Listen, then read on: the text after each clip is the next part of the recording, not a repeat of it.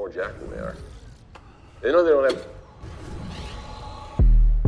Hey, how you doing? I hope you're doing well.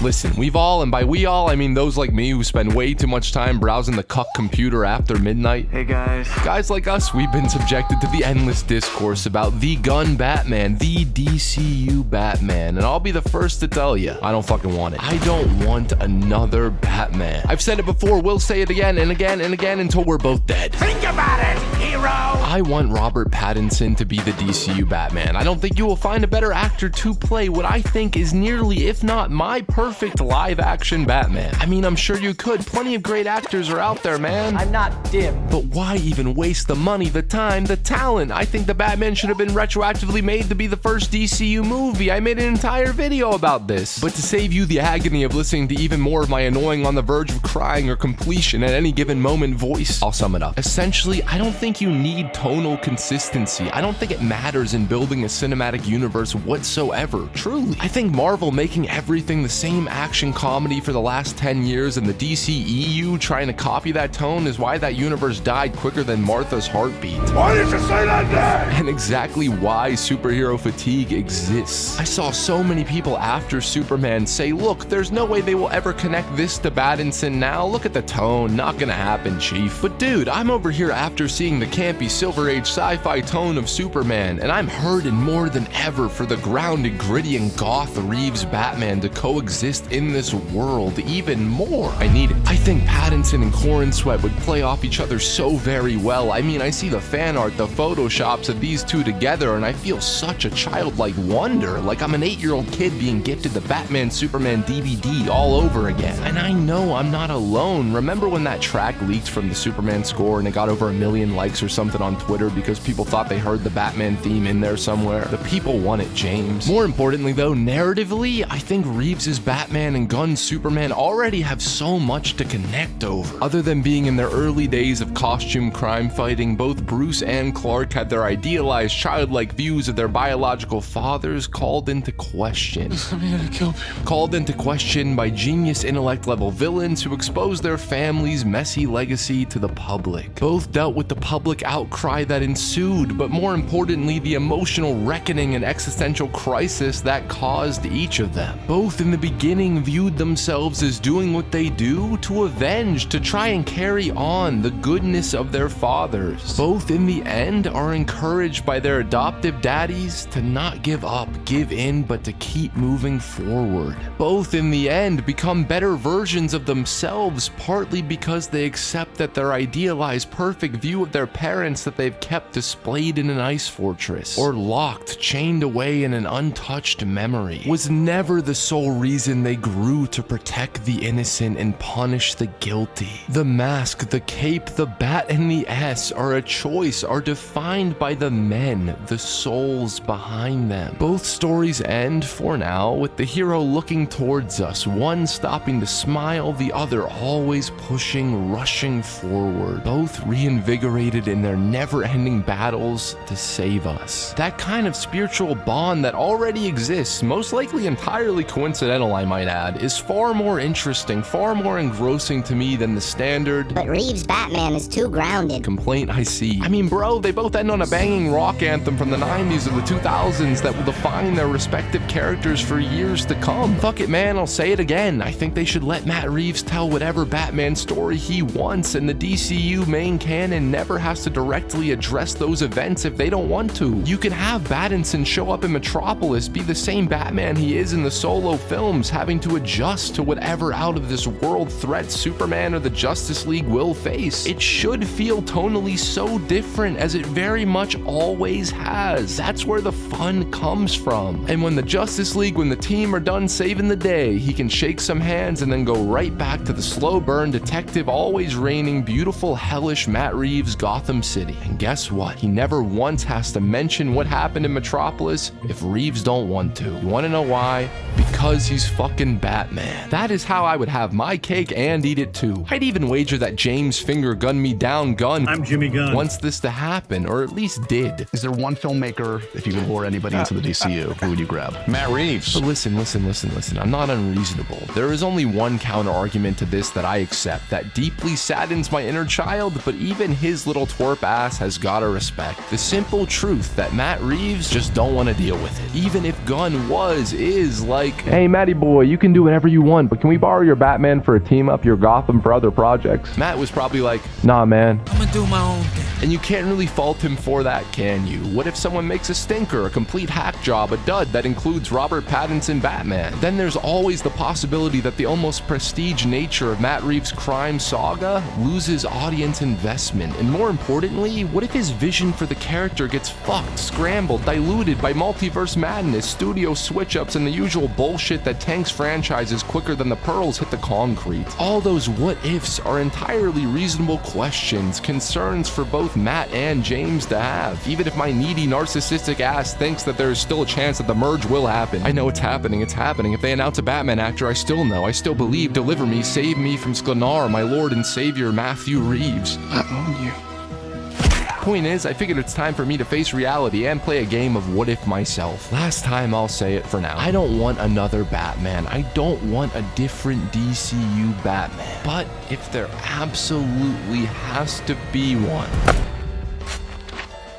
But before we dive any deeper into my Bat-branded emotional breakdown, you know what Bruce Wayne most definitely uses when Alfred ain't around to help? Dude wipes. Ring ring motherfucker, your butt called, and guess what? He wants an upgrade. Dude wipes are the glow up your toilet paper's been too dry to give you. You think Zack Snyder, Matt Reeves, Jimmy Gunn, Christopher Nolan, you think those guys settle for standard toilet paper? Oh no, because they had their lives together, and so can you. With Dude wipes, we're talking no skid marks, no dingleberries, no angry ass syndrome, just clean confidence pants down. As Grandpa HiTop used to say, wetter cleans better, and Dude wipes are bigger, wetter, better, and built for business. They even got flavors like shea butter, mint chill, and even a seasonal dumpkin spice. Your ass will be thanking you. There's a pack for every situation. Big packs for the home base, travel packs for the long nights protecting Gotham, and singles for those sketchy gas station pit stops. And of course, all the wipes are 100% plant-based, flushable, and made right here in the US of A. So stop being an a-hole to your b-hole dude and upgrade to Dude wipes today. Available on Amazon and at retailers nationwide. There's no excuse, man. Click my link in the description and give your booty the love it deserves. Thanks, guys. Friday, October 31st. My editing room is filled with SSDs of mostly finished movies and half-drank vodka bottles. 2 years of shitty Batman fan cast have turned me into a hater. These generic white guys all roll together in a rush behind agency-paid bots. Sometimes, in the morning, I have to force myself to remember none of this fucking matters. All this talk about who should play DCU Batman, and I'm going to avoid that talk like the plague because I think 92.32% of these fan casts are goofy, and clearly, I'm fucking biased.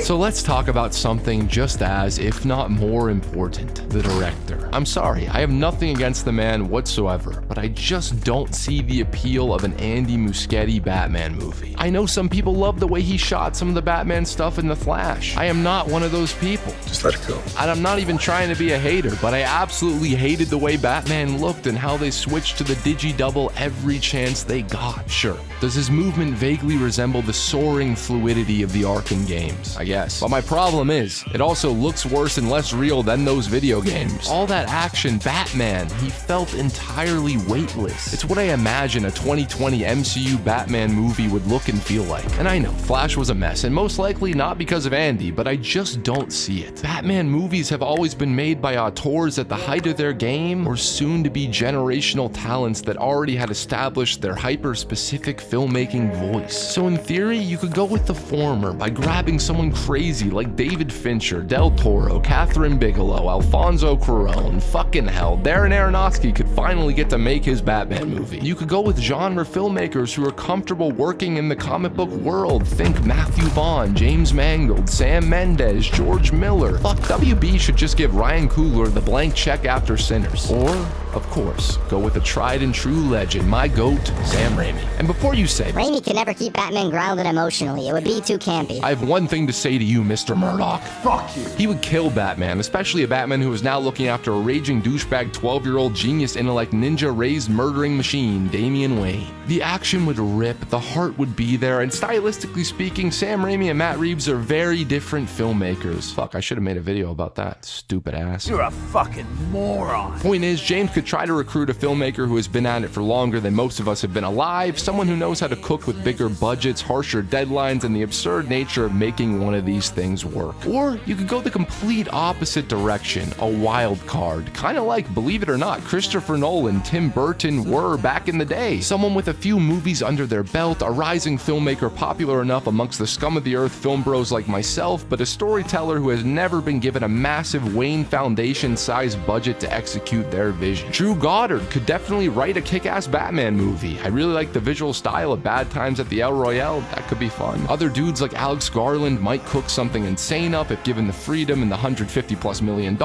or you could go with the wildest of the wild cards, someone who you would think would turn down something as mainstream as Batman. Think a dark, unique, twisted, artistic voice like Lynn Ramsey. Can you fucking imagine? There's just no fucking way, but can you imagine? I wish I had one, but I don't have a definitive pick, because whoever is behind the camera should not be your first thought, my first thought. The character has survived so long on the big screen because you would not necessarily think any of the previous filmmakers were born to make a Batman movie. Point is, whoever they get is going to compete, or rather coexist with Reeves' hyper-specific vision of the character. You need to have two distinct visions. You can't have one that feels like it's made by an artist and the other feel like it was crafted by the committee. To be blunt, you cannot have one Batman film series wiping the fucking floor with the other. Something's definitely bleeding. But yeah, that's important, don't get me wrong, but perhaps the most important question here, if not Reeves' Batman, what kind of Batman? I don't really wanna or feel the need to talk about the theoretical broader tone of the Brave and the Bold, because I think we can all assume that this new Batman set in a world full of kaijus and crypto will have a more fantastical villain roster that can mutate, morph, fly, ragdoll, and are unable to fucking die. I think the obvious differentiating route to Reeves' crime saga is to have a Batcave with a giant penny, a dinosaur, an array of costumes both colorful and grim, and an army of Bat-branded vehicles and gadgets, an absurd display of maximalism that feels lifted straight from the page. I think we're all expecting that kind of tone, that kind of vibe, and I think they are gonna do something like that. But yeah, I doubt they will ever go like full classic Sprang era Batman, animated Brave and the Bold Batman, where he's donning a rainbow costume to fight Crazy Quilt or hopping on giant piano keys with his old chum in short shorts to defeat the Joker. Even though, if you ask me, I'll be there with the hammers of justice to fight for decency and defend the innocent. that would be fucking awesome. I'm sure this Batman will be very classically, darkly Batman, surrounded in a world that is much more comic booky in a way that we haven't seen on the big screen since Joel graced us with his neon-drenched pop culture opera. To me, that's not the tough part. Creating an emotionally grounded Batman in a Gotham full of mud monsters, giant plants, and undead zombies who hide away in the sewers, that's the fun part. The tough part is, what kind of story can you tell with this new Batman? Because I think the assumption would be that in order to separate the two Batmen, our new player would need to be a lot further along, both in age and in his emotional stability behind the mask. Especially if they are still planning on telling a Batman and Son story with Damien Wayne, as Gunn said they were doing years ago. What's tough about that, to me? It's the fear of repetition. Matt Reeves' trilogy is most definitely about Bruce learning that he can allow himself to grow, to try and heal the hurt that created Batman. And by the end of The Batman, Bruce was just starting to realize he does not have to live only in darkness, force himself to hide in the shadows. He was starting to allow himself to feel a sliver of light, warmth, starting to evolve the idea of what Batman can, what Batman needs to be. People need hope. Bruce had a rebirth, the fuse was lit, and now he must keep trying to move forward on this new path. And my worry is that if we start this new DCU Batman, the Gunverse Batman, at the emotional endpoint that Pattinson is most likely headed towards, said new Batman, his story arcs might start centering, the narrative might start revolving around the supporting characters, the villains, the Robins, the threat, and not Bruce himself. Because we, the audience, have already seen and will continue to see a deep dive into the emotional growth of a younger Bruce Wayne. My fear is that the DCU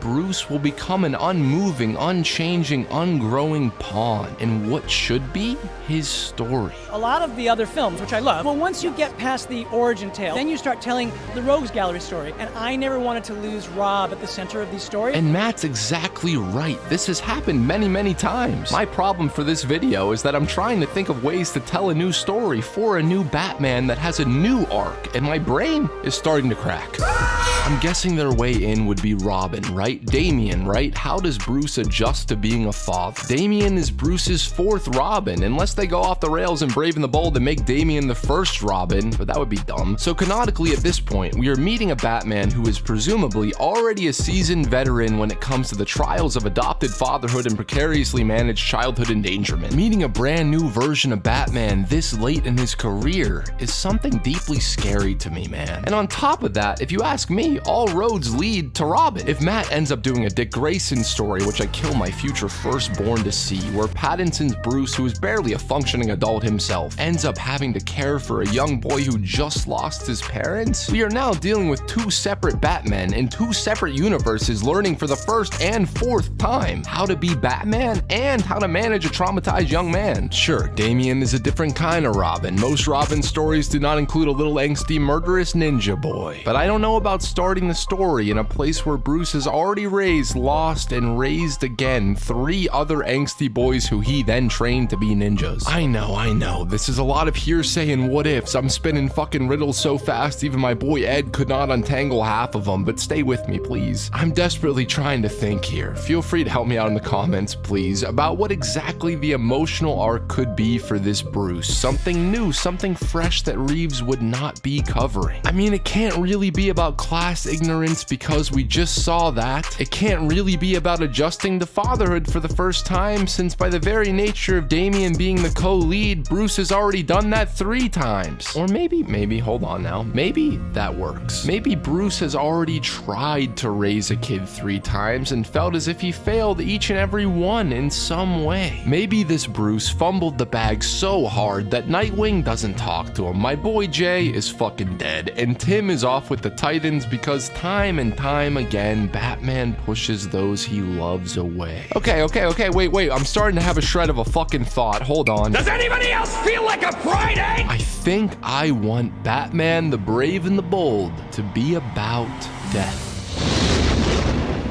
Hear me out. We open the movie and we meet our new Batman in the middle of the action, out on his nightly patrol. Here we see a bit of his Gotham, a bit of his personality, but it's all very action-packed. But through that action, we can establish the visual language, the new style, the new flow and tone. This Bats is clearly more experienced, clearly a bit more stable and controlled in the way he dishes out his bone-breaking beatings. In these first 10 to 15 minutes, the filmmaker needs to throw it all out on the table. Much like James Gunn having a vulnerable, bleeding Superman and a super dog running to his rescue, we are using a standard night out in Gotham to establish the experience and world of this new Batman. What exactly is he doing on this night out? Well, in my head, it's a series of match-cut moments made to feel seamless, ultra-stylized but never too camp. He stops a bank robbery with colorful goons before he barrel rolls into rescuing a child from a burning building before zip-lining up into the sky, hopping on Firefly's jetpack to bring him down. 5 or 6 different threats all in one night, all played as if to Bruce and to us through the slick editing that this is almost routine. Oh, and he doesn't speak yet. No, I'm Batman. No, I'm vengeance. There's this scary yet kind of fun stoic silence to him. Most of the personality we are getting stems from his facial responses through the mask to the goons taunting him. After the night is finished, the sun is starting to rise. Bruce returns home in a very classic Batmobile, not a modified car. I want the the damn bat wings on the back, goddammit. He pulls into the cave, and we see the maximalism I mentioned before, a giant fucking museum of all his past battles and adventures. It's super cool, but also super lonely. It's big enough for the entire Bat family and more, but the way we are framing Bruce makes him look like the loneliest guy in the world. He achingly takes off his costume. We see the knife wounds, the gashes, and the bruises from the night's battle, and then we hear him speak his first word of the film.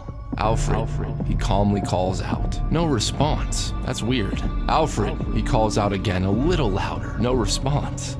That's really weird. He starts looking a little anxious as Batman allows himself to look, as we follow him up the Batcave stairs through the hidden clock into Wayne Manor, another empty museum that should very well be full of warmth. Alfred, a third, louder, less Batman, more Bruce call to his loyal friend, but still, no response. And this sets Bruce off. We feel the shift in tone as he rushes up the stairs of the manor into Alfred's bedroom. And there, Alfred lays, seemingly asleep, entirely peaceful, always proper. Bruce walks over to him, gently rubbing his arm to wake him up.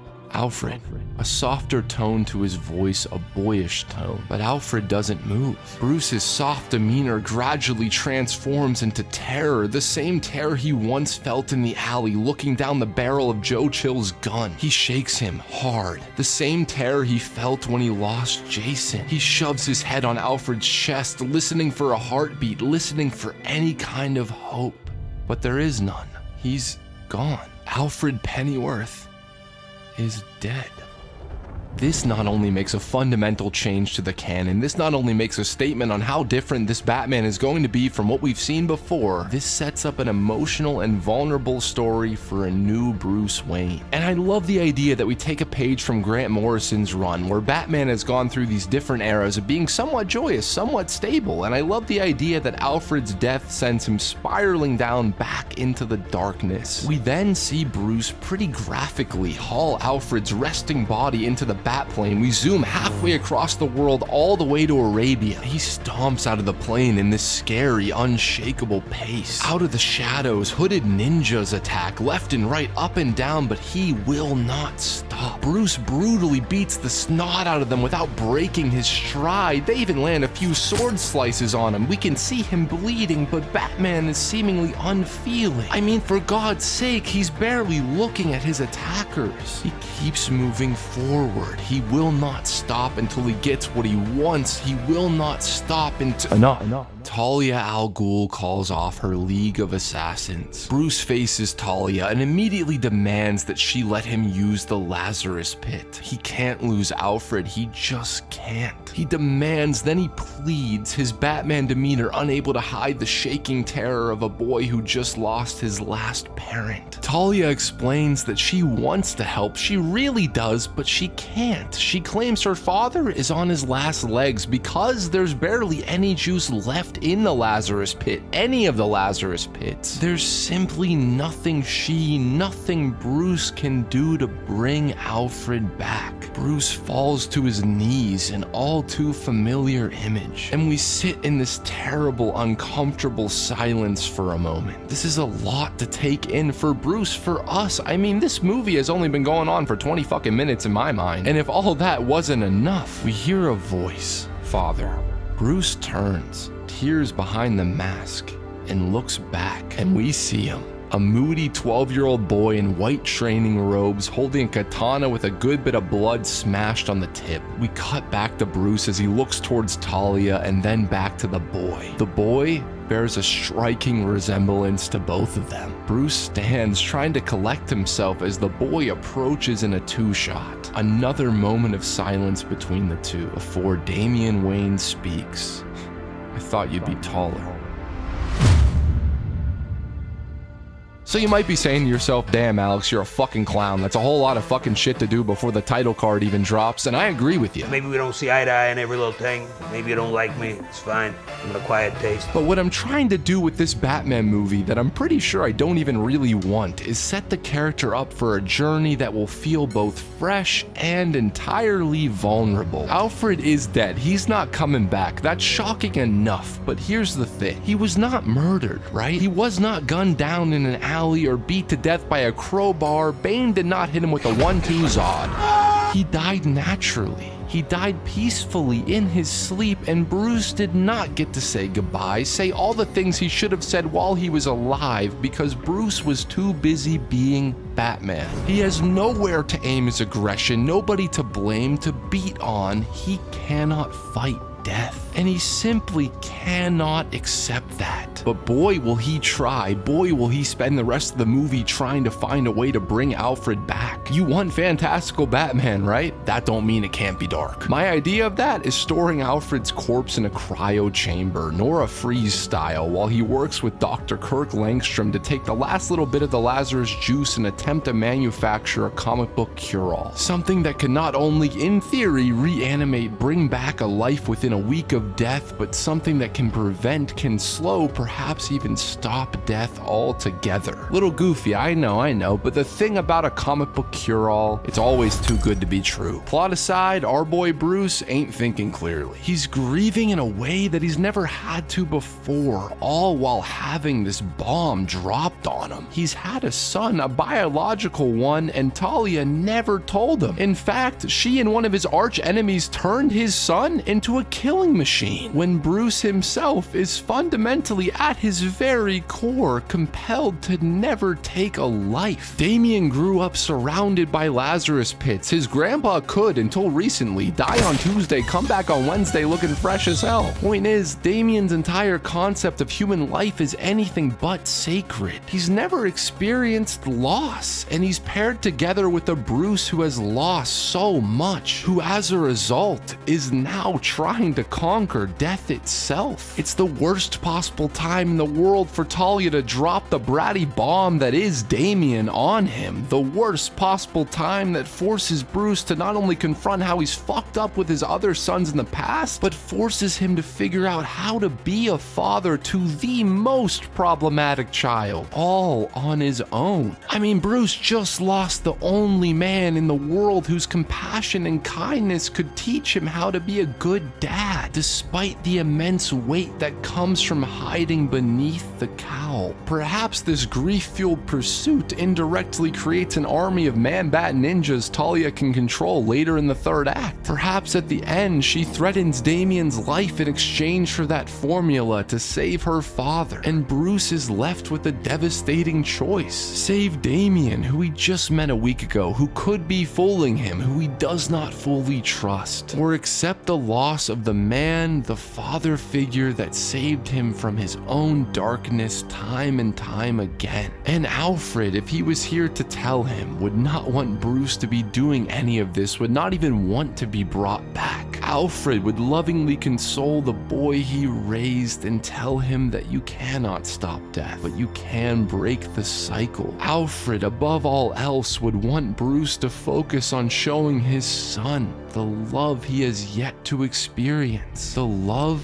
that was taken from Bruce all those years ago. Wow, that was a lot. I'm not sure, dude. Definitely not my best fan fiction, but shit, man. James and whoever ends up writing and directing has it hard, very fucking hard. Because it's not like you are going from Joel Schumacher to Christopher Nolan. It's not like you need to create something that redefines the character for a new age. Because Matt Reeves just created something that redefined the character for a new age. Created something that was pretty much universally beloved, made a good chunk of change, and spawned a spin-off series that swept every single award like a hungry pigeon. The hard part is finding a way not to undermine what Matt is doing, and also not repeating the same character beats for Bruce Wayne that are and will most likely continue to happen alongside this new Batman. I'd even go as far to say that the brave and the bold needs to be aware of that, and in a metatextual sense very much be about how to continue on in the face of constant rebirth and death. Can this new DCU Bruce deal with another earth-shattering loss? Can he keep making the same choices with his sons, choices that lead to even more loss, even more regret? When will he stop fighting something he can never fully overcome? Can Bruce ever stop trying to stop death when Batman is born from it? How do you keep reinventing something that has never been broken? How many times can we watch a man turn his pain into fear and eventually turn that fear into hope? How many Batmen do we need before we become numb to that journey, before we no longer fear the legend? The filmmakers, the storytellers, whoever they are, whoever they will be, must be aware of this now more than ever. And to wrap it all up, I'll say it one last damn time. I'm not sold. I don't think there should be. I don't want two. I don't want another. I don't want a different Batman. But if they must create one, they better live up to that title. He has to be. His story must be something truly brave and utterly bold.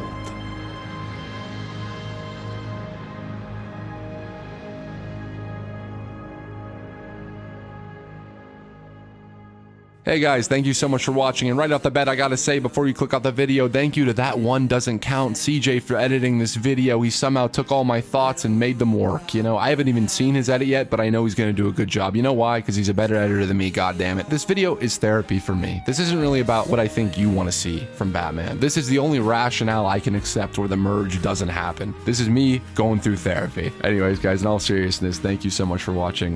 Jason updates, I always say that very soon, but literally we shot so much promo material and there's a new fucking trailer hopefully out around now-ish or next week or something. But anyways, much love. Have a lovely, lovely, lovely day.